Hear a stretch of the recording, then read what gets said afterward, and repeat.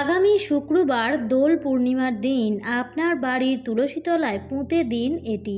আপনার জীবনের সমস্ত বাধা বিপত্তি এবং গৃহের সমস্ত বাস্তু দোষ দূর হবে। মা লক্ষ্মী এবং ভগবান শ্রীকৃষ্ণের আশীর্বাদে আপনার পরিবার ভরে উঠবে সুখ, শান্তি এবং সমৃদ্ধিতে। পরিবারের সদস্যদের প্রচুর অর্থপ্রাপ্তির যোগ সৃষ্টি হবে। নমস্কার বন্ধুরা, ভক্তিমূলক কথা চ্যানেলে জানাই আপনাদের সকলকে স্বাগত। বন্ধুরা, আশা করছি ঈশ্বরের আশীর্বাদে আপনারা প্রত্যেকেই ভালো আছেন এবং সুস্থই আছেন। আর হাতে গোনা কয়েকদিন বাকি, সামনেই আসতে চলেছে দোল পূর্ণিমা। এই দোল পূর্ণিমা বছরের আর বাকি পূর্ণিমার থেকে একেবারেই আলাদা। দোল পূর্ণিমা হচ্ছে রঙের উৎসব, আনন্দের উৎসব। দোলযাত্রার দিন আমরা বাড়ির যারা বড়রা আছে তাদের সবার চরণে আবির লাগাই এবং প্রত্যেকের সাথেই রং খেলায় মাতি। তার সাথে সাথে এই দোল পূর্ণিমা তিথিতে গৃহস্থ বাড়িতে মা লক্ষ্মী এবং নারায়ণ ভগবানের পুজো অবশ্যই হয়ে থাকে। অনেক বাড়িতেই এই বিশেষ দিনে সত্যনারায়ণ ভগবানের পুজো হয়। এই দিনটি মা লক্ষ্মীর আগমনের জন্য অত্যন্ত শুভ দিন। এই বিশেষ দিনে যেমন একদিকে মা লক্ষ্মীর আশীর্বাদ পাওয়া যায়, ঠিক সেরকমভাবেই ভগবান শ্রীকৃষ্ণের আশীর্বাদ গৃহস্থ বাড়ির ওপর বর্ষিত হতে থাকে। এই দিনে পূজা অর্চনা তো অবশ্যই করা উচিত। এই বিশেষ দিনটিতে যদি পূজা অর্চনার পাশাপাশি আপনারা এই উপায়টি করতে পারেন আপনাদের তুলসী তলায়, তাহলে আপনাদের পরিবারের সমস্ত বাস্তু দোষ কিন্তু একেবারেই শেষ হয়ে যাবে। কারণ তুলসী গাছ আমাদের বাড়িকে রক্ষা করে। তুলসী গাছ আমাদের বাড়ির বাস্তুর জন্য অত্যন্ত ভালো এবং শুভ। যে বাড়িতে তুলসী গাছ সবুজ এবং সতেজ থাকে সেই বাড়ির কোনো রকম ক্ষতি কেউ করতে পারে না। তুলসী গাছ বাতাবরণকে শুদ্ধ করে। তাই মা লক্ষ্মী এবং নারায়ণ ভগবানের আশীর্বাদ ধন্য এই জিনিসটি যদি আপনি তুলসী গাছের তলায় পুঁতে দিতে পারেন এই শুভ দিনে, তো অত্যন্ত ভালো ফল পাবেন। আজকের এই ভিডিওটিতে আমি আপনাদের সঙ্গে শেয়ার করব দোল পূর্ণিমার দিন তুলসী গাছের একটি অব্যর্থ উপায়। কিভাবে আপনারা এই উপায়টি করবেন এবং কী কী সতর্কতা অবলম্বন করবেন, এই সমস্ত কিছুই আজকের ভিডিওতে আলোচনা করব। তাই বন্ধুরা, আজকের ভিডিওটি একদমই স্কিপ করবেন না এবং ভিডিওটি দেখার পর যদি ভালো লাগে তাহলে অবশ্যই ভিডিওটিতে লাইক করবেন এবং কমেন্টসে লিখবেন জয় মা লক্ষ্মীর জয়। এবং বন্ধুরা, ভিডিওটি শেয়ার করে দেবেন আপনাদের নিকট আত্মীয় স্বজন এবং বন্ধু বান্ধবদের সাথে, যাতে প্রত্যেকেই এই ভিডিওটি থেকে উপকৃত হতে পারে। চলুন বন্ধুরা, আসা যাক মূল পর্বে। প্রথমেই জেনে নেওয়া যাক এই বছর 2025 সালের দোল পূর্ণিমা কবে পড়েছে। 2025 সালের দোল পূর্ণিমা পড়েছে বাংলার 29শে ফাল্গুন 1431, ইংরেজির 14ই মার্চ 2025 শুক্রবার দিন। পূর্ণিমা তিথি শুরু হচ্ছে আগের দিন অর্থাৎ 28শে ফাল্গুন 13ই মার্চ বৃহস্পতিবার সকাল 10:24 থেকে। আর পূর্ণিমা তিথি থাকছে 29শে ফাল্গুন 14ই মার্চ শুক্রবার সকাল 11:35 পর্যন্ত। পূর্ণিমা তিথি বৃহস্পতিবার সকালে শুরু হলেও উদয়া তিথি মেনে এই দোল পূর্ণিমা পালিত হবে পরের দিন 29শে ফাল্গুন 14ই মার্চ শুক্রবার দিন। কারণ শুক্রবার দিন সকাল 11:35 পর্যন্ত থাকছে পূর্ণিমা তিথি। সেই কারণে শাস্ত্রমতে দোল পূর্ণিমা পরের দিন 14ই মার্চ শুক্রবার দিন পালিত হবে। বন্ধুরা, আপনারা এই উপায়টি বৃহস্পতিবার অথবা শুক্রবার যে কোনো একদিন করতে পারেন। এবার আপনাদের বলে দিই যে এই উপায়টি আপনারা কিভাবে করবেন। বেশিরভাগ বাড়িতে কিন্তু সত্যনারায়ণ ভগবানের পুজো এই পূর্ণিমা তিথিতে হয়ে থাকে। এই তিথিটি কিন্তু অত্যন্ত পবিত্র একটি তিথি। এই দিন খুব সকাল সকাল ঘুম থেকে উঠে যাবেন এবং সমস্ত বাসি কাজকর্ম সেরে আপনার ঘর দুয়ার খুব ভালোভাবে ঝাড় দিয়ে মুছে পরিষ্কার পরিচ্ছন্ন করে নেবেন। এই দিন বাড়ির সদর দরজায় 1 ঘটি জল ঢেলে দেবেন এবং যে জলটি সদর দরজায় ঢালবেন সেই জলের মধ্যে সামান্য হলুদের গুঁড়ো এবং সৈন্ধব লবণ মিশিয়ে তারপর সদর দরজায় ঢালবেন। এতে করে আপনার বাড়িতে মা লক্ষ্মীর আগমনের পথ প্রশস্ত হয়। বন্ধুরা, মা লক্ষ্মী প্রবেশ করেন কিন্তু বাড়ির সদর দরজা দিয়েই।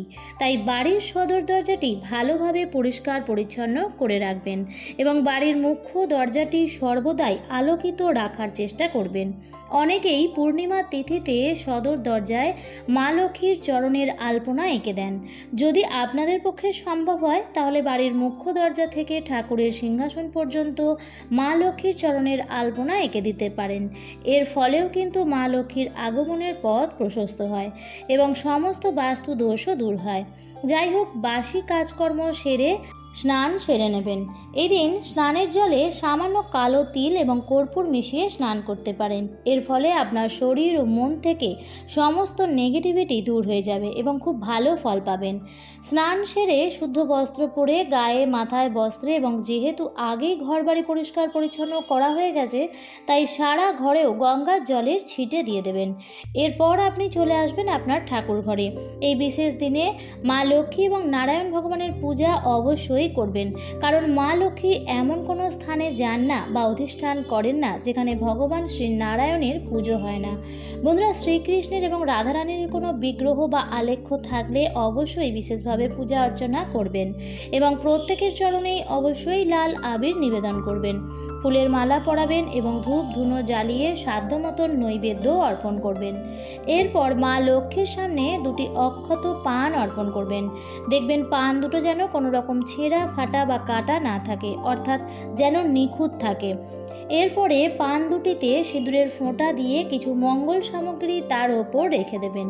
আপনি রাখবেন একটি হলুদের গাঁট, একটি সুপারি, কড়ি, পদ্মবীজ, অক্ষত আতপ চাল এবং একটি 1 টাকার কয়েন, আর নেবেন একটি হলুদ রঙের ছোট্ট কলা।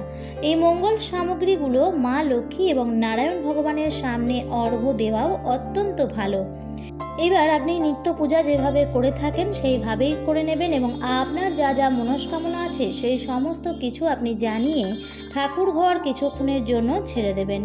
এরপর যে কাজটি করবেন তা হলো, আপনি কিছুক্ষণ পর ঠাকুর ঘরে গিয়ে মা লক্ষ্মী এবং নারায়ণ ভগবানের সামনে পান পাতা এবং যে সামগ্রীগুলি রেখেছিলেন সেই সমস্ত কিছুই তুলে নেবেন এবং একটি লাল নতুন শালু কাপড়ের মধ্যে সেই সমস্ত সামগ্রী নিয়ে একটি পুঁটলি মতন বানিয়ে নেবেন এবং এটি নিয়ে চলে আসবেন আপনার বাড়ির তুলসী মঞ্চের সামনে।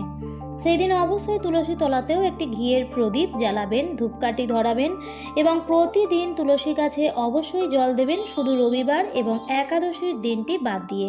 তবে তুলসী গাছে জল দেওয়া কখনোই বাসি বস্ত্রে করবেন না। এছাড়াও যখন তখন তুলসী পাতা তুলবেন না, শুধুমাত্র সকালবেলায় তুলসী পাতা তোলা উচিত, অন্য কোনো সময়ে তুলসী পাতা তুলবেন না। তুলসী গাছ বাড়িতে থাকলে তুলসী গাছের আশেপাশে কোনো নোংরা আবর্জনা বা কোনো চটি, জুতো, ঝাঁটা এইসব জিনিসপত্র কখনোই রাখবেন না। যে কোনো বৃহস্পতিবার তুলসী গাছ লাগাতে পারেন।